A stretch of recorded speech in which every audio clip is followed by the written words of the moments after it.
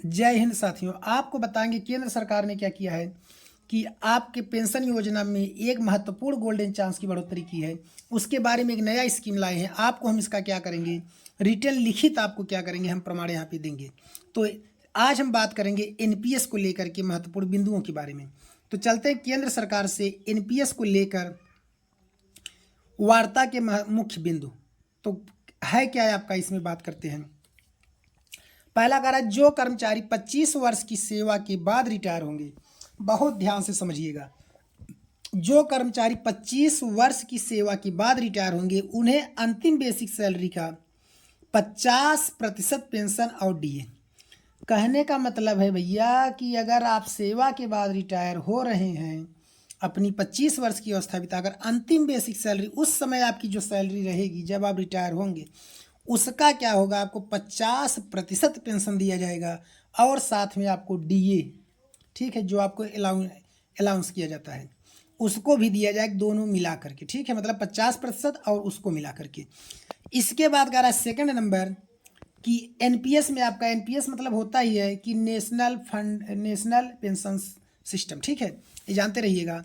NPS में आपका क्या है कि एनपीएस में जमा कुल कॉर्पस में से सेवानिवृत्त पर ब्याज सहित कर्मचारी अंशदान की फंड के रूप में वापसी यानी कुल कॉर्पस का लगभग 30 से 40%। कहने का मतलब कि जो ऐसे आप बीमार होते हैं उसका जो आपका जो पैसा लगता है, अगर वो चीज़ें आप यूज नहीं किए हुए हैं तो आपका क्या होगा, 30 से 40% आपका क्या होगा, मतलब जब आपको जैसे बीमार हो गए और आपको उस पैसे की ज़रूरत पड़ती है तो जो गवर्नमेंट देती है और आप नहीं बीमार हुए तो वेस्ट चला जाएगा, आप अगर उसका यूज नहीं किए। लेकिन क्या किया है इस बार कि अगर आप बीमार हुए हैं और यूज नहीं किए हैं, मतलब आप यूज उसको नहीं किए हैं, तो वह भी आपको क्या करेगी, गवर्नमेंट 30 से 40% आपको वापस करेगी। इसके बाद कह रहा है रिटायरी और स्पाउज के न रहने पर बचे हुए कार्पस की नॉमिनी को वापसी। रिटायरी मतलब कि अगर आप रिटायर हो गए हैं, और स्पाउज माने आपकी पत्नी सहभागिता, जो आपकी सहभागिता है, अगर वो दोनों में से, आप दोनों में से कोई नहीं है, तो जिसको आप नॉमिनी किए रहेंगे, आपका जो कॉर्पस होगा, मतलब कि जो वहाँ पे शारीरिक जो संकट था उसका, मतलब जो आपको पैसा मिलने वाला था, वो नॉमिनी को वापस कर दिया जाएगा। मतलब इतनी बड़ी सोच लीजिए कि यहाँ पर कदम योगी जी, सॉरी, मोदी जी उठा रहे हैं, ठीक है। अगला कह रहा है कि समय समय पर डीए और पे कमीशन का लाभ, मतलब आपको समय समय बीच बीच में आपको क्या क्या किया जाएगा, डीए और पे कमीशन पर आपको क्या किया जाएगा, लाभ दिया जाएगा। फिर कह रहा है आगे आपका 20 वर्ष से 25 वर्ष के बीच की नौकरी के बाद रिटायरमेंट पर लगभग 35% पेंशन। अगर आप 20 से 25 वर्ष के बीच में रिटायर ले लेते हैं तो आपको क्या होगा, 35% आपको पेंशन दिया जाएगा। इसमें कोई भी संशय की बात नहीं है, आपको 35% पेंशन आपको तब भी मिलेगा अगर आप 20 से 25 वर्ष के बीच में रिटायर होते हैं।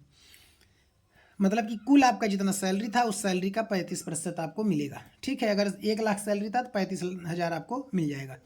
कहने का मतलब है फिर आगे 20 वर्ष की नौकरी से पहले रिटायरमेंट पर 10,000 बेसिक प्लस और डीए यानी लगभग 15,000 की पेंशन। अगर आप 20,000 से पहले आप रिटायर होते हैं तो आपको 10,000 बेसिक प्लस, ठीक है, और आपको डीए सहित मिलाकर 15,000 की पेंशन के रूप में आपको दिया जाएगा।